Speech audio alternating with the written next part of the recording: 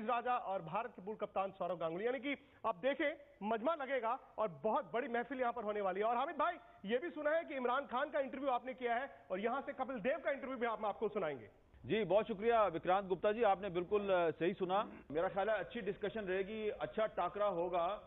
लेकिन सबसे पहले मैं आपसे यही पूछना चाहूंगा कि जो पिछला मैच था एशिया कप का, उसमें जो आफरीदी के छक्कों की गूंज थी वो अभी खत्म हुई कि नहीं हुई?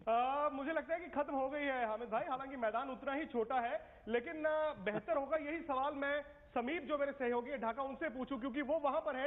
अब समीप से ही जानते हैं कि गूंज है समीप या फिर खत्म हो गई?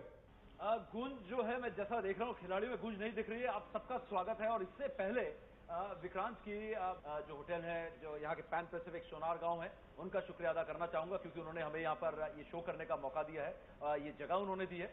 लेकिन आपको बता दें कि बहुत बड़े बड़े दिग्गज पाकिस्तान में मौजूद हैं, स्टूडियो में, दिल्ली में मौजूद हैं, जो लेकिन असली जो दिल जो धड़क रहा है वो ढाका में धड़क रहा है, क्योंकि यहाँ पर दो पूर्व कप्तान आमने सामने बैठे हैं, भारत और पाकिस्तान के, रमीज राजा और सौरव गांगुली।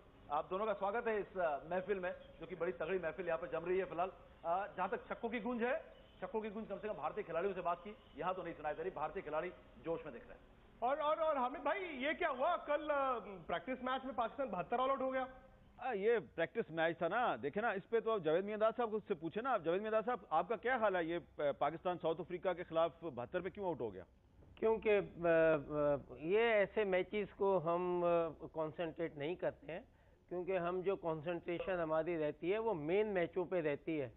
और आपको हम कॉन्फिडेंस दे दें ये मैच हारने से, मगर हमें पता है कि हमने क्या किया, ये हमारी ट्रिक्स है। और एक हमने आपको मौका दिया है कि आप इसी पे ही सोचते रहें और मैच में आप देखेगा होगा क्या। और पहला मैच तो इंडिया भी हार गया। अच्छा हो भी सकता है, क्योंकि पाकिस्तान टीम के साथ जो हमने देखा है इतने सालों में, मर्क्यूरियल टीम रही है, उनके साथ कभी आप कंसिस्टेंसी ऐड नहीं कर सकते। लेकिन वो जो कमाल कर सकते हैं वो एक बाकी टीमों से अलग है। तो मैं पाकिस्तान टीम को कभी भी देखूंगा तो पिछला मैच नहीं देखूंगा। जावेद भाई की बात पे बिल्कुल गौर करना चाहिए कि वो ये ज्यादातर ये टैक्टिक्स ही मान सकते हैं आप, क्योंकि अगर वो 72 पे आउट हो गए तो उनको आप ये नहीं सोच सकते कि ये टीम कमजोर है किसी। और विक्रांत जी, पाकिस्तान की कमजोरी बैटिंग, भारत की कमजोरी बॉलिंग, ये क्या हो रहा है? बदल क्यों नहीं रहा सब कुछ? विक्रांत जी, सबसे पहले तो जडेजा जी के मुंह में घी शक्कर, बड़ी अच्छी बात की है उन्होंने। आपको याद है गंगोली दादा ने भी पाकिस्तान और इंडिया का जो एशिया कप में मैच था उससे पहले कुछ ऐसी ही बात की थी। तो हो सकता है कि गंगोली दादा आज भी को वैसे ही बात कर दें कि पाकिस्तान की पोजीशन मजबूत है। क्या वाकई में ये वो स्ट्रेंथ है जिसपे हम नाज करते थे और कहते थे इसके दम पर हम जीतते हैं?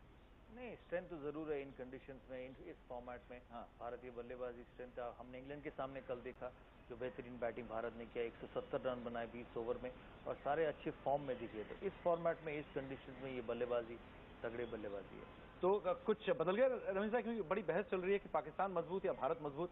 लेकिन अगर आईसीसी चैंपियनशिप की बात करें तो पता नहीं क्यों भारत का पलड़ा हमेशा भारी रहा है। लेकिन एशिया कप की जीत के बाद क्या आपको लगता है कि पाकिस्तान के हौसले बुलंद होंगे इस मैच से पहले? देखिए, वो अपनी मेमोरी स्टिक से ना ये मैच जरूर टीम मीटिंग में बार बार इसका जिक्र करेंगे, क्योंकि उससे हौसला मिलता है। एक बड़े टूर्नामेंट में बहुत देर के बाद भारत को शिकस्त दी थी। पाकिस्तान की बॉलिंग जो है वो और भारत की बैटिंग, ये मैच हो। आप अभी भी मानते हैं टसल है इन दोनों के बीच? बिल्कुल टसल है, इसलिए कि पाकिस्तान जो है वो कभी भी वापस आ सकते हैं बॉलिंग की बुनियाद पे। बैटिंग इतनी स्ट्रांग नहीं है। लेकिन जहीर अब्बास जी ने कहा कि हमारी टक्कर तो सिर्फ धोनी से, भारत के बाकी 10 खिलाड़ियों को नहीं मान रहे हैं। तो जिसको देख के लग रहा है कि ये भी खुशी की बात है, कहीं ना कहीं धोनी को ही वो अपना सबसे बड़ा दुश्मन मान रहे हैं। देखिए, कप्तान अगर फॉर्म में है तो फिर आप टीम जीतती है, और कप्तान की लेट जाता है तो फिर टीम भी लेट जाती है। तो इसलिए शायद उन्होंने इस बैकग्राउंड में इसका तस्करा किया होगा, क्योंकि हर ऑपोजिशन चाहती है कि सबसे पहले हमला कप्तान पे किया जाए, जैसे कि सौरव गांगुली ने मुझ पे हमला किया था जब ये खेलता था। और समीप, युवराज, रैना, धोनी, यही सवाल मोहम्मद यूसुफ भाई से। मिडिल ऑर्डर थोड़ा लग रहा है मजबूत यूसुफ भाई, क्योंकि एशिया कप में तो ये तीनों थी नहीं। बिस्मिल्लाहिर्रहमानिर्रहीम। इसमें कोई शक नहीं कि इंडिया के इन तीनों के आने से बैटिंग मजबूत हुई है, और स्पेशली धोनी बहुत ज़बरदस्त कैप्टन भी है, लीडरशिप भी उसमें है, और जिस तरह की वो बैटिंग करता है वो पूरी टीम को उठा देता है। और मेरा ख्याल है ये कहना भी सही नहीं है कि अगर कैप्टन लेट जाए तो पूरी टीम लेट जाती है, लेकिन पास्ट में हमारे कैप्टन जब भी रन्स नहीं करता था हम जीत जाते थे। लेकिन ये ज़रूर है कि धोनी एक ऐसा कैप्टन भी और प्लेयर भी है जो पूरी टीम को उठा देता है।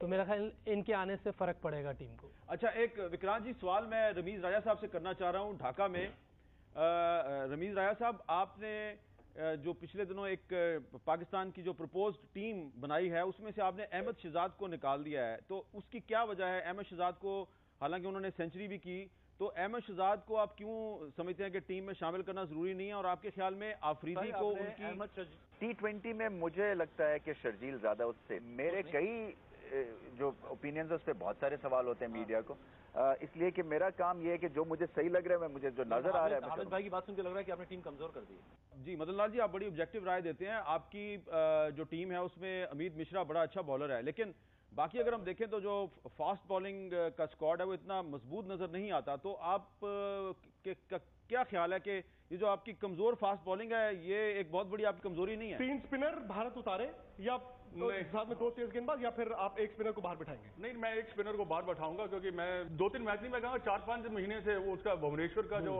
जो प्रदर्शन है इतना अच्छा नहीं रहा। और यहाँ तो उनको कैप्टन पूरे ओवर करा दे 4 पहले, या फिर वो बाद में तो उनको रखे ना, तो ये थोड़ा सा एक वीक लिंक जरूर है। बाकी ऐसा नहीं है कि हमारी बॉलिंग इतनी वीक है जितनी कि आप सोच रहे हैं। नया गेंद खेलते वक्त दिक्कत आ रही है और नया गेंद करते वक्त हमेशा ही मुसीबत रही है।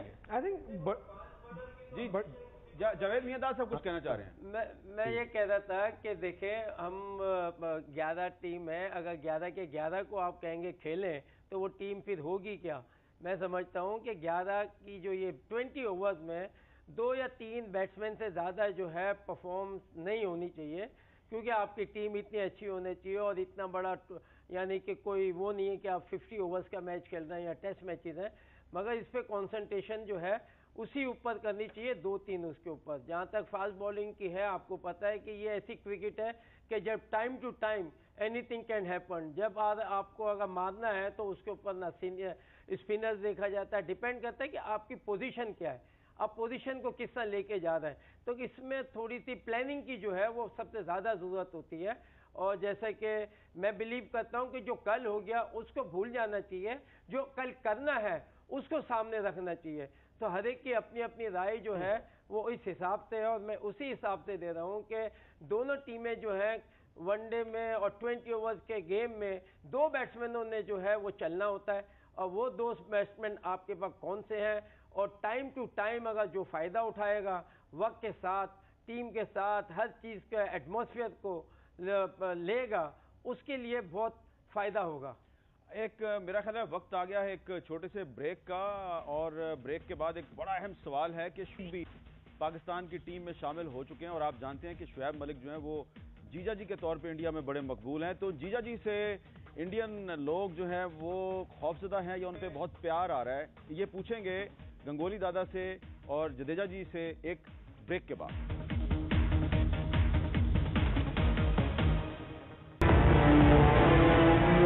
एक्सपर्ट्स की सबसे बड़ी टीम के साथ जियो न्यूज पाकिस्तान का टाकरा आज तक और एबीपी न्यूज इंडिया के साथ T20 वर्ल्ड कप के सबसे तहलका-खेज मैच पर देखिए पाक इंडिया टाकरा और तेज धार 20 मार्च की रात 8:05 और 11:05 जियो न्यूज पर। इंडिया पाकिस्तान टाकरे में दोबारा खुशामदेद। बातचीत का सिलसिला आगे बढ़ता है, और अच्छा, जैसे थोड़ी देर पहले हामिद भाई ने कहा और जावेद भाई ने कहा, आधा ग्लास खाली है या आधा ग्लास भरा है दोनों टीमों के लिए? हम दोनों टीमें अपनी अपनी कमजोरी देखें। आई थिंक मेरे लिए ये मैच तय आप किस तरह से सईद अजमल और हफीज की गेंदबाजी खेलते हैं, क्योंकि जावेद भाई की अगर आप बात सुने थोड़ी देर पहले जो कह रहे थे कि एक गेम का टेम्पो होता है, आप कितनी देर उसको संभाल के रख सकते हैं, आप किस स्टेज पे उन स्पिनर्स को खेलने आएंगे। तो हमेशा जब सईद अजमल की गेंदबाजी और हफीज की जो गेंदबाजी है, अगर आपने वो संभाल ली तो मुझे नहीं लगता कि हिंदुस्तान के पास इतनी कोई कमियां हैं। गेंदबाजी में जो कमी है वो आज नहीं, सालों से ही रही है, कोई नई बात नहीं, और पाकिस्तान की गेंदबाजी हमेशा ही बेहतर रही है। सुरेश राणा को दोनों प्रैक्टिस मैचेस में शानदार बैटिंग की है, वो कॉन्फिडेंस भी दिख रहा है। कौन सा ऐसा गुरु मंत्र दे दिया आपने? यही इंतजार कर रहे थे कि कब ढाका में आएंगे। असली जो लड़ाई होनी है यहाँ पर होनी है, भारत पाकिस्तान आमने सामने विक्रांत। और हमने एक चीज देखी है पाकिस्तान की और भारत के बीच, और दिल्ली से जो सवाल विक्रांत ने आपके लिए दागा है वो ये है कि सुरेश रैना को क्या गुट्टी पिलाई है कि फॉर्म में दिख रहे हैं और जबरदस्त खेल रहे हैं, क्या सिखा दिया है दादा? कुछ नहीं सिखाया क्योंकि ये फॉर्मेट में वो कंफर्टेबल है सुरेश रैना, ये फॉर्मेट एंजॉय करते हैं और अच्छी बैटिंग की, लेकिन अभी तक टूर्नामेंट शुरू ही नहीं हुई। हाँ। तो हमें ज़्यादा से ज़्यादा जितनी जल्दी किसी पे जजमेंट देना नहीं चाहिए। टूर्नामेंट शुरू हो, प्रेशर गिरे, फिर पता चलेगा। थोड़ा बहुत हेल्प सबको कभी ना कभी किया है, तो आशा करेंगे वो अच्छा परफॉर्म करे और साथ में इंडिया भी अच्छा परफॉर्म करे। समीर दादा बड़ा गार्डेड दिख रहे हैं आज फिर पहला और दादा गार्डेड है और अभी तो हामिद भाई भी उनकी खिंचाई करेंगे, लेकिन आपने भारत के पूर्व कप्तान और आज तक क्रिकेट एक्सपर्ट कपिल देव से भी बात की थी। कपिल बाजी क्या कहते हैं, पहले वो दर्शकों को सुना देते हैं। बहुत एबिलिटी है, शायद उनके जहन में बहुत सारी और चीजें चल रही होंगी। अगर वो क्रिकेट की तरफ होंगे तो उनसे बेहतर कोई कप्तान या कोई क्रिकेटर नहीं है। मुझे ऐसा लगता है कि वो अपने आप में कंप्लीट क्रिकेटर है। अगर जाहिर अब्बास ऐसा सोच रहे हैं कि आप एक प्लेयर से हमारी टीम में खेलना चाहते हो, सिर्फ एक प्लेयर के अगेंस्ट, तो हमें उसकी खुशी होनी चाहिए क्योंकि बाकी 10 प्लेयर खाली बैठने वाले नहीं है। कपिल बाजी ने कहा है कि इंडिया को देख के मुझे डर लगता है। जो सेमीफाइनल की 4 टीमें उन्होंने चुनी है उसमें उन्होंने भारत को नहीं रखा। दूसरी बात उन्होंने कही कि धोनी अगर चले तो टीम आगे जा सकती है। आपके स्टूडियो में क्या इस पर विचार है? अच्छा ठीक है जी, जावेद मियांदाद साहब, कपिल देव साहब जो हैं वो कह रहे हैं कि अगर धोनी चले तो फिर इंडिया जीतेगा, लेकिन अगर वो नहीं चले तो फिर इंडिया के लिए जीतना बड़ा मुश्किल होगा। आप क्या कहेंगे कपिल देव की राय पे? नहीं, ऐसा नहीं होता है। इसका मतलब आप एक आदमी से मैच खेल रहे हैं और आपकी टीम में एक नहीं है 11 होते हैं, और कभी भी कोई एक प्लेयर अगर आपका की प्लेयर है वो ऑल द टाइम स्कोर तो नहीं करता। आपको पूरी टीम है, आपकी 11 है और सबको उसका मतलब कंट्रीब्यूशन जो है वो करनी पड़ती है। अब धोनी भी जब ही चलेगा जब उसको अगर ऐसी सिचुएशन मिलेगी या उस वक्त ऐसे कोई काम होगा या इस तरह से उनकी टीम जो है आगे पीछे होगी जिसकी वजह से, तो मैं यही कहूंगा कि कप्तान जो होता है, जावेद भाई, कप्तान को हमेशा आप अकेले चाबी लगाते थे और बाकियों को परफॉर्म कराते थे। आप बाकियों को परफॉर्म कराते थे, अकेले चाबी लगाते थे आप। हमारे पास धोनी अकेला चाबी लगाने वाला। देखिए वो टीम ही क्या, फिर एक के ऊपर अगर चल रही है तो टीम तो ना कहें, फिर आप कहें कि धोनी इंडिया वाली बात है तो वो तो समझ में आती है। बाकी सबको खिलाते थे वो देखे ना, वो और वो क्रिकेट में फर्क है। आजकल की जो क्रिकेट है जावेद वो भाई 20 ओवर का है। 3 नंबर या 4 आगे। बिल्कुल, आपको टीम को लेके चलना होता है। एक प्लेयर कोई भी होगा वो टीम को लेके चलता है। वो जडेजा जी, एक सवाल है जडेजा जी, जावेद भाई आप पे कुछ, अजय भाई कुछ कहना चाहते हैं? देखिए ये तो जैसे अभी जावेद भाई ने कहा कि हर खिलाड़ी हमेशा रन नहीं बनाता, और ये नहीं है कि इन्होंने कभी रन नहीं बनाए या सालों साल गुजर गए हैं। उम्मीद करते हैं कि जब ये टूर्नामेंट शुरू होगा और ये कंडीशंस बदल गई हैं, क्योंकि जो रन नहीं बनाए हैं इन्होंने, जो कमियां रही हैं वो साउथ अफ्रीका में और न्यूजीलैंड में देखने को मिला है। यहाँ पे उम्मीद ओपनरों से ही है, क्योंकि हमारे जब सब कॉन्टिनेंट में हम खेलते हैं 5, 6, 7 नंबर वाला उतना काम नहीं करता जो पहले 3 करते हैं। तो अगर वो नहीं करेंगे तो जरूर मुश्किल होगी, लेकिन उम्मीद यही है कि ये और सांभा कॉमेट दी मैन, वक्त आ गया है और इंडिया पाकिस्तान हो सकता है ना कि आप बड़े मुकाबले का इंतजार करते हो। हम तो हमेशा क्रिकेट में सुनते हैं you are just 1 afternoon 1 evening away from glory. पता नहीं शिखर धवन की वो मूछें एक बार फिर दोबारा वो शुरू हो जाए। आप फिर मूछों पे आ गए। हाँ, मुझ नहीं था कुछ नहीं, फिर मैं आपकी मूछें देख रहा हूं। अब कैसे इग्नोर कर सकते हैं? नहीं देखे, वो आप सही कह रहे हैं, लेकिन यहाँ पर मैं आपको बताऊं कि जिस तरह वो कपिल साहब कह रहे थे ना कि धोनी अगर चल गया तो पाकिस्तान की टीम चल जाएगी, कुछ इसी तरह की बात इमरान खान साहब ने भी की मेरे साथ।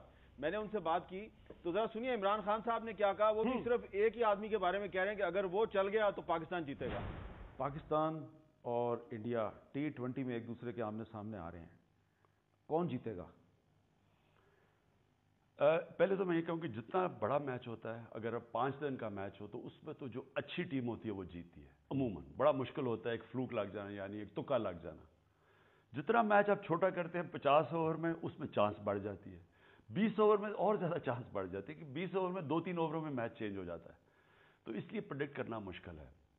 लेकिन पाकिस्तान को जो हाल ही में मैच जीता है एशिया कप में, और अफरीदी का जो एक उनके ऊपर अब हवा पड़ा हुआ है, और अफरीदी 2020 का मेरे ख्याल में दुनिया में टॉप 5 प्लेयर्स में है, क्योंकि वो बॉलिंग भी कर लेते हैं और उनकी बैटिंग ऐसी है कि वो लॉन्ग बिग हिटिंग कर सकते हैं, छक्के मार सकते हैं, जो कि 2020 में तो बहुत मेन डिफरेंस दोनों टीमों में अफरीदी का नहीं, अफरीदी का इसमें क्योंकि वो पिछले मैच में अभी हाल ही में जिताया और जिस तरह जिताया है नहीं, लेकिन उसकी बारी आती है नंबर 7 पे, उसको मिलते हैं 3 या 4 ओवर खेलने के लिए मिलते हैं, तो 3-4 ओवरों में तो वो कुछ नहीं कर सकते। वही ना, मैं अब यहाँ मैं तो जब कैप्टन था मैं हमेशा पोजीशन चेंज करता था मुताबिक, नीचे से ऊपर भेज दिया, ऊपर से, यानी वसीम अकरम बड़ी हिटिंग करते थे, उनको ऊपर भेज देता था कई दफ़ा। तो इस वक्त ये पिछले मैच में मेरे ख्याल में अफरीदी जो फॉर्म में था वो ज़ाया हो गया, उसको ऊपर भेजना चाहिए था फाइनल में जो श्रीलंका में था। तो अब आप हफीज को मशवरा दे रहे हैं कि अफरीदी को ऊपर भेजो? फ्लेक्सिबल बैटिंग ऑर्डर, यानी देखें सिचुएशन को और सिर्फ एक माइंडसेट से जाएं। और जो मेरी हमेशा अपनी टीम, जब मैं टीम अंदर जाती थी तो मैं टीम को सिर्फ एक चीज़ कहता था कि कभी भी मैच हारने के खौफ से ना खेलो। यानी एक होता है मैं जब आप कदम रखते हैं कि मैं जीतूंगा, एक और ये एटीट्यूड है। एक आप रखते मैं हार ना जाऊं, वो बिल्कुल और एटीट्यूड है। तो जो हार ना जाऊं की एटीट्यूड से जाता है वो हार ही जाता है, यानी जीते हुए मैच हार जाते हैं। तो जो सोचता है कि मैं जीतूंगा वो हारने की पोजीशन से भी जीत सकता है। देखिए मेरा एटीट्यूड फर्क है, ये रन रोक के जीतने की कोशिश करते हैं, मैं विकेटें लेके जीतने की कोशिश करता था। अच्छा, 92 वर्ल्ड कप हमने विकेटें लेके जीता था। तो आपकी सारी उम्मीद अफरीदी पे है?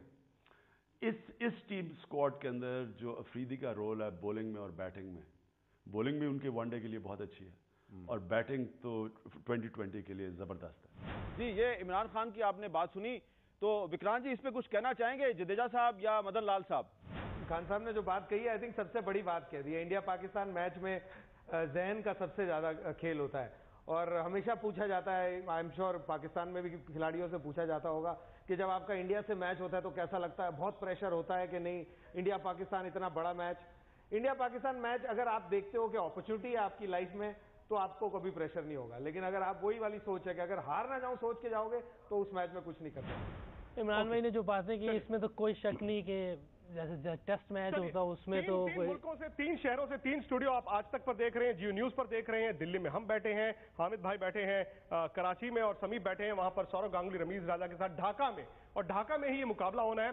सीधा सीधा पहला सवाल तो दादा से, दादा इंडिया या पाकिस्तान, क्योंकि आप स्टूडियो में थे जब मुकाबला था और आपने दबी जुबान में ये माना था यार इंडिया कमजोर है, लेकिन वो बैट्समैन 3 आ जाने से क्या इंडिया अभी भी कमजोर है? दादा सवाल आपसे, आप ईपी लगा रहे हैं लेकिन अब दादा को भी आवाज जल्दी पहुंचने लगेगी। अब भारत और पाकिस्तान में से किसकी दावेदारी ज्यादा मजबूत है इस मैच? क्योंकि आपने जैसा कि विक्रांत ने कहा, आप हमारे साथ स्टूडियो में थे और दबी जुबान में आपने माना था उस मैच में कि हम कमजोर थे, लेकिन क्या 3 खिलाड़ियों के लौटने के बाद भी यही हाल है या बदल गया है माहौल? देखिए फॉर्मेट अलग है। वो एशिया कप था जब मुझे लगा था कि भारत के जो फॉर्म है बिना महेंद्र सिंह धोनी के वनडे क्रिकेट में पाकिस्तान ज्यादा मजबूत साइड है। एक इसमें 2-3 चीज़ है। एक तो पाकिस्तान और भारत की वर्ल्ड कप की रिकॉर्ड जो बहुत क्रूशियल है। पाकिस्तान ने कभी भारत को हराया नहीं वर्ल्ड कप में बहुत समय से। मैं हिस्ट्री पे बिलीव नहीं करता, लेकिन फिर भी इसका एक मायना होगा कल मैच शुरू होने से पहले, जो मेंटल गेम कहा जाता है। दूसरी चीज़, शायद पाकिस्तान इस फॉर्मेट में भारत से ज़्यादा कंसिस्टेंट रहा है। शायद भारत ने 2007 में वर्ल्ड कप जीता था, उसके बाद 3 वर्ल्ड कप में नॉकआउट में नहीं पहुंचे। पाकिस्तान 2007 में वर्ल्ड कप फाइनल खेला, फिर 2009 में जीता, 2011 में सेमीफाइनल और 2012 में भी अच्छे प्रदर्शन दिए थे। तो उनकी कंसिस्टेंसी भारत से T20 वर्ल्ड कप में ज्यादा है। तो उसी हिसाब से, रिकॉर्ड के हिसाब से शायद आप कह सकते हैं कि पाकिस्तान की रिकॉर्ड ज्यादा अच्छी है। वर्ल्ड कप में भारत की रिकॉर्ड ज्यादा अच्छी है। टीम शायद इस फॉर्मेट के लिए पाकिस्तान में बैलेंस और वेरिएशन और मैच विनिंग एबिलिटी ज्यादा है, लेकिन इस गेम में जब कल शुरू होगा इवन स्टीवंस होगा, जो अच्छा खेलेगा कल का 40 ओवर। वसीम अकरम साहब हमारे साथ मौजूद हैं, मैं उनसे एक सवाल करना चाह रहा हूं। वसीम अकरम साहब, आप ये बताइए कि पाकिस्तान की जो बॉलिंग लाइन है उसको मजबूत बनाने के लिए आप क्या मशवरा देंगे, और जो जीजा जी हमारे इंडिया के जो जीजा जी हैं शुएब मलिक साहब, उनको शामिल करना चाहिए, बिलावल भट्टी को शामिल करना चाहिए, जुल्फकार बाबर को शामिल करना चाहिए, आपके ख्याल में किन किन बॉलर्स को कल इंडिया के खिलाफ पाकिस्तानी टीम में शामिल होना चाहिए? प्रैक्टिस मैचों के बाद मेन मैच के लिए पाकिस्तान की टीम तो प्लेइंग 10 तो मेरे सामने आ गए हैं। इसी 11वां खिलाड़ी यहाँ आप इंडिया के खिलाफ स्पिनर खिलाएंगे जुल्फिकार बाबर, या एक्स्ट्रा फास्ट बॉलर खिलाएंगे। अब ये डिसाइड करना है पाकिस्तान के कप्तान और थिंक टैंक ने कि किस तरीके से, जो हमने विकेट देखी है अभी तक, और मैच जो दूसरा मैच है 7:30 जो स्टार्ट होता है बांग्लादेश टाइम के मुताबिक, उसमें दोनों टीमों के लिए ड्यू फैक्टर होगी। बिकॉज कल शाम को 7 बजे 6:45 तक ड्यू आनी शुरू हो चुकी थी।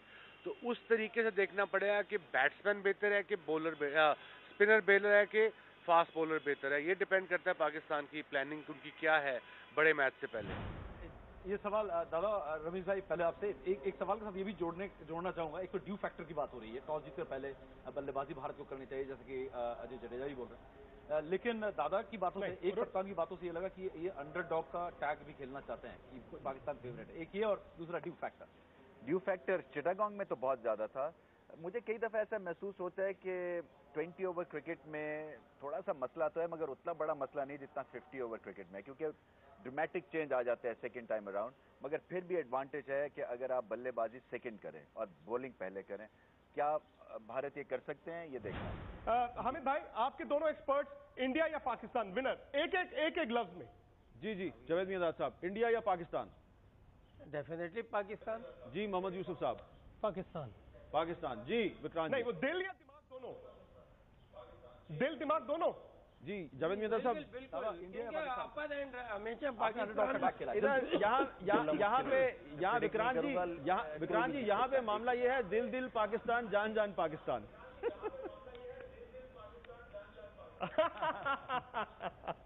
बांग्लादेश में क्या है समीर, जल्दी बताइए। दादा ने अंडरडॉग का कार्ड खेला है, लेकिन इसके बावजूद भारत दादा को कहिए कार्ड नहीं, जल्दी बताइए। इंडिया पाकिस्तान, वक्त बहुत कम है। इंडिया या पाकिस्तान प्रेडिक्ट करें, कुछ तो करना बताइए आपको। मतलब पाकिस्तान कह तो रहे हैं टाई, मैं कह रहा हूँ टाई, ये भी कह रहे हैं टाई। ये मतलब बांग्लादेश से कोई वर्डिक्ट नहीं आया। जी को हल्का सा एडवांटेज जरूर है। इंडिया कोई डाउट नहीं, पाकिस्तान 2020 का मैच है इंडिया। मैं एक चीज कहना चाहूंगा कि खास तौर हम इस वक्त सारे माशाल्लाह जितने भी चैनल पे हम बैठे हैं, हम सब कोलीग्स हैं, आपस में खेलते रहे हैं, सारे प्लेयर रहे हैं। और जैसा मैं ये चाहूंगा कि पाकिस्तान और इंडिया के मैचेस और इस तरीके से होने चाहिए, और हमें अपने पब्लिक को और उनको भी बताना चाहिए कि देखिए ये खेल है, खेल में हार जीत जो है वो होगी, जरूर होगी, मगर इसकी वजह से अगर हमारे रिलेशनशिप खराब होते हैं और उसके ऊपर फर्क पड़ता है, तो मैं ऐसी क्रिकेट जो है वो उसमें ना खेलने के बिलीव नहीं करता। क्रिकेट को हम दोनों मुल्कों की आवाम को, सबको एक क्रिकेट लेना चाहिए। जो अच्छी टीम खेलेगी उसको जीतना चाहिए। दोनों टीमें अच्छी हैं, हर अपनी अपनी कंट्री को बैक करता है। जैसे मैं पाकिस्तान को बैक कर रहा हूँ, डेफिनेटली अजय जडेजा और मदन लाल और गंगुली सब अपनी अपनी टीमों को, ये बड़ा मुश्किल हो जाता है। मगर तो हम क्रिकेट ये खेलना चाहते हैं, हम ऐसी क्रिकेट खेलना चाहते हैं कि जो हमारी दोनों कंट्रियों को क्लोज लेके आए, चाहे हार जीत हो नहीं हो, हम क्रिकेट के रिलेशनशिप हमारे अच्छे हो जाएं और हम खेलें। जी यहाँ पे एक ब्रेक लेते हैं, इंडिया पाकिस्तान टाकरा में इसी ब्रेक दोबारा मिलते हैं। यूसुफ भाई हुए वो पाकिस्तान कह रहे हैं, लेकिन अगर हमें तो ध्यान से देखा जाए, क्या वाकई में जावेद भाई जैसे स्टूडियो में बैठे हैं, भारत पाकिस्तान का जो मुकाबला है उसमें वो पैशन है जो एक जमाने में हुआ करता था? जी नहीं, बिल्कुल। अब जो क्रिकेट है, मतलब पहले ऐसी चीज़ें नहीं थी, मगर आजकल जो है कमर्शियल हो गई है ये क्रिकेट। आपको पता है इन्वॉल्वमेंट जो है वो बहुत ज़्यादा हो गई है। उसके बाद ये है कि जो फॉर्मेट है वो ये वाला नहीं था, जैसे इससे पहले बात कर रहे थे कि रमीज भी के 50 ओवर्स और ये 20 ओवर्स जो है, ये cricket is a different cricket, right. तो इसको देखते हुए लाजिम बात है कि एक क्रिकेट में बहुत फ़र्क आ गया है बनिस्बत पहले के क्रिकेट में और आज के। मगर अभी भी पहले ये थी कि बड़ा लोग जो थे, प्लेयर जो थे, बड़ी रिस्पेक्ट थी, क्रिकेट रिस्पेक्टेबल तरीके से खेली जा रही थी। साहब आप से मैं ये सवाल करूंगा कि बाज़ का जो छक्के होते हैं, छक्के सिक्सर्स, उससे बड़ी टेंशन भी तो क्रिएट होती है ना, जिस तरह आपका जो छक्का था उससे भी टेंशन क्रिएट हुई, और अभी पिछले दिनों शाहिद अफरीदी के छक्के से भी बहुत टेंशन क्रिएट हो गई। ये चीज़ें तो देंगे आजकल के दौर में, छोटे फॉर्मेट में ये चीज़ें तो आएंगी, क्योंकि आखिरी ओवर में हो सकता है कि आपको 10-15 रन जो है टू विन वो डेफिनेटली आएंगे। तो बड़ी अच्छी बात है हमारे पास ऐसे स्ट्राइक बैट्समैन हैं जैसे अफरीदी इज़ अ प्लेयर, वो कुछ भी कर सकता है, वो 6 छक्के भी मार सकता है। He got so much power. ये बात विक्रांत जी, ये बात मैं जडेजा साहब से कहना चाह रहा हूँ कि हमारे पास तो एक प्लेयर है, हम जी नहीं हमारे पास तो हामिद भाई एक प्लेयर है जिसने 6 छक्के मारे, वो युवराज सिंह। बिल्कुल सही कह रहे हैं आप। यही मैं कह रहा हूँ, यही मैं आपसे पूछना चाह रहा हूँ, जडेजा साहब से यही पूछना चाह रहा हूँ कि ये जो छक्के होते हैं, बाउंसर्स होती हैं, यार्कर्स होती हैं, ये मैच तक ही अगर रहें तो अच्छी बात है ना, इससे दो कंट्रीज के आपस के ताल्लुकात पे असर नहीं पड़ना चाहिए। जी बिल्कुल नहीं पड़ना चाहिए और कभी भी नहीं पड़ेगा। और शो के शुरू में जब बात आपने शुरू की थी कि वो गूंज जो थी, आई थिंक वो जब जावेद भाई ने वो छक्का मारा था तो सिर्फ वो छक्का नहीं था, जावेद भाई उस मैच को शुरू से लेके आखिर तक लेके गए। और वो छक्का तो एक छोटा सा था, एक इंसिडेंट था, लेकिन वो मैच को आखिर तक जो ले जाने वाली चीज थी वो सब में नहीं देखने को मिलती, वो फर्क है। और हम सिर्फ उस एक छक्के को, या शाहिद अफरीदी ने जो 2 छक्के मारे हैं उसको अगर आप जावेद भाई की नॉक से इक्वेट करना शुरू कर देंगे या उस तरह से देखने लग जाएंगे तो फिर वो बात नहीं आती। वो जमाना अलग था जब जावेद भाई जैसे खिलाड़ी थे जो उस मैच को अकेले लेके जाते थे उस स्टेज पे, और वो छक्का एक इंसिडेंटल था, लेकिन वो छक्के से ज्यादा जरूरी होता है कि आखिरी ओवर तक ले जाए, और वो जो 2020 में भी करेगा उसको उतना एडवांटेज मिलेगा। अच्छा, हामिद भाई मैं आपसे एक सवाल पूछना तो भूल ही गया। आपने कहा था कि लाला जब वापस जाएंगे पाकिस्तान, इंडिया को जब एशिया कप में हराया था, आपने कहा था यार सोने का उनको एक वो टोपी दी जाएगी, सोने के हार मिलेंगे, वो सब कुछ हुआ कि नहीं हुआ? उनको कराची में प्लॉट भी मिल गए, उनको सोने का एक क्राउन, एक सोने का ताज भी पहना दिया गया है, और उनके पास टाइम नहीं था, वरना उनको रावलपिंडी और लाहौर में भी चैंबर ऑफ कॉमर्स ने बुलाया था कि हम आपको सोने का ताज पहनाना चाहते हैं, लेकिन वो दोबारा बांग्लादेश चले गए। तो उनकी पीछे गई है ना। हाँ, वो 24 साल के हो गए थे, 34 से 24 के हो गए थे, और अगर एक दफा फिर उन्होंने छक्के लगा दिए, एक दफा फिर छक्के लगा दिए तो अब वो 14 साल के हो जाएंगे। 14 साल के हो जाएंगे। 14 साल में तो फिर कमजोर ही हो जाएंगे, क्योंकि 14 साल का बच्चा बड़ा कम आजकल छक्के मार पाता है। मदन जी जाते जाते शाहिद अफरीदी बड़ा थ्रेट या सईद अजमल बड़ा थ्रेट भारत के लिए? नहीं, देखिए सईद अजमल काफी बड़ा थ्रेट है, क्योंकि उन्हें हमेशा मैंने उनको देखता भारत के अगेंस्ट अच्छी बॉलिंग करते हुए। शाहिद अफरीदी का ये है, देखिए उनका डर तो रहेगा ही रहेगा, पर यह है कि वो कब चलते हैं कब नहीं चलते, ये देखने वाली बात। बैटिंग करने आएंगे तो क्या आप फिर से स्पिनर डालेंगे या फिर तेज गेंदबाज से कराएंगे? देखिए ये पाकिस्तान को आपको देखना होगा, अगर वो उसके इक्के को इक्का मान रहे हैं, अगर आप लोग अगर इतना दम है तो उसको ऊपर ओपन भराएं या 3 नंबर खिलाएं, लेकिन वो होगा नहीं, क्योंकि उनकी स्ट्रेटेजी जो होती है हमेशा उसको बचा के रखेंगे, और आखिरी में जब तक वो आएंगे तब तक ऑलमोस्ट गेम डिसाइडेड हो जाए। हामिद भाई यहाँ पर सांसें बढ़ रही हैं, सोचते हुए पसीना मुझे तो आ रहा है। अच्छा, आपको पहला ही मैच, अच्छा आपको पसीना आ रहा है, लेकिन हमें शायद पसीना नहीं आ रहा। उसकी शायद वजह यह है कि शायद अफरीदी जो है वो, उसका लग रहा है कि काफी खौफ है। आपका क्या ख्याल है यूसुफ साहब कि भारत के कौन कौन से ऐसे प्लेयर्स हैं जो कि पाकिस्तान के लिए खतरनाक साबित हो सकते हैं? देखिए इंडिया की तो बैटिंग लाइन, इसमें कोई शक नहीं कि सारे प्लेयर अच्छे हैं। 7 नंबर तक 7वें पे जडेजा आता है और बड़ा डेंजरस है वो भी प्लेयर। तो इंडिया की बैटिंग सारी साउंड भी है, और वो 2020 का एक्सपीरियंस भी है, उनके यहाँ लीग भी होती है और वो अच्छा भी खेलते हैं बैटिंग में, इसमें कोई शक नहीं। लेकिन ये जो 2 प्लेयर है युवराज सिंह और धोनी, ये दोनों बहुत डेंजरस हैं 2020 में। दोनों हिटिंग भी कर लेते हैं, सिंगल्स भी लेते हैं, और दोनों ऑलराउंडर हैं। एक विकेट कीपिंग करता है, साथ एक बॉलिंग भी करता है। तो मेरा ख्याल है कि ये दोनों भी बहुत डेंजरस होंगे। वैसे सातों बैट्समैन अच्छे हैं इनके। अच्छा, लेकिन जावेद साहब ये जो रमीज राजा साहब कह रहे हैं कि मजे की बात है कि विराट कोहली का नाम हमने पूरे 1 घंटे में लिया ही नहीं। नेट सेशन तो हो गया, लेकिन अब मैच का इंतजार है। नेट सेशन हो गया, नेट में पता नहीं चल रहा कि किसने क्या किया, विराट कोहली चल नहीं रहे, पड़ी कहाँ बैटिंग हुई, लेकिन अब सीधा मैच होगा। विराट कोहली चल नहीं रहे, इसलिए उनका नाम नहीं लिया प्रैक्टिस मैच में। वो चल नहीं रहे, लेकिन एक बात है 100 बना, क्या बात कर रहे हैं आप? हमारा जो छुपा रुस्तम है, छुपा रुस्तम अब रहा ही नहीं। रुस्तम जो है उसको आप तवज्जो नहीं दे रहे। हम बात कर रहे हैं पाकिस्तान के खिलाफ। पाकिस्तान के खिलाफ नहीं चले वो ना, इसमें अभी 2 नए आए हैं, इनकी इसलिए बात हो रही है। हाँ, लेकिन फिलहाल वक्त इतना ही है। फिलहाल वक्त इतना ही है। जी चले, ठीक है।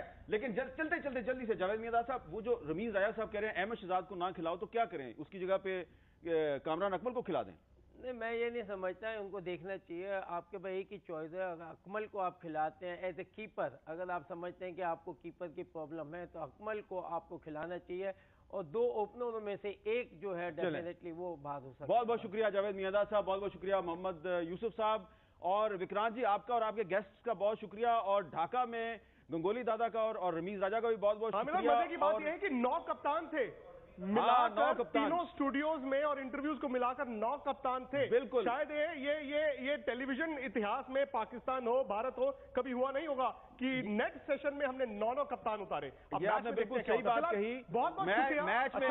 मैच में कौन जीतता है? पाकिस्तान जीतता है, हिंदुस्तान जीतता है। अपने शो के कप्तान हो, पाकिस्तान जीते इंडिया जीते, इसका फैसला तो कल होगा। लेकिन आपने और हमने, जियो टीवी ने और आज तक टीवी ने मिलके पाकिस्तान और इंडिया के जो क्रिकेट के जो फैंस हैं उनके दिल तो जीत लिए एक दिन पहले, लेकिन आप भी बता दीजिए और मैं भी आपको बता रहा हूं कि कल इंशाल्लाह ताला जब इंडिया और पाकिस्तान का मैच खत्म होगा तो मैच खत्म होने के बाद यही क्रिकेट टाकरा दोबारा आपकी खिदमत में पेश करेंगे। तब तक के लिए मुझे हामिद मीर को कराची स्टूडियो से इजाजत दीजिए। अल्लाह हाफिज।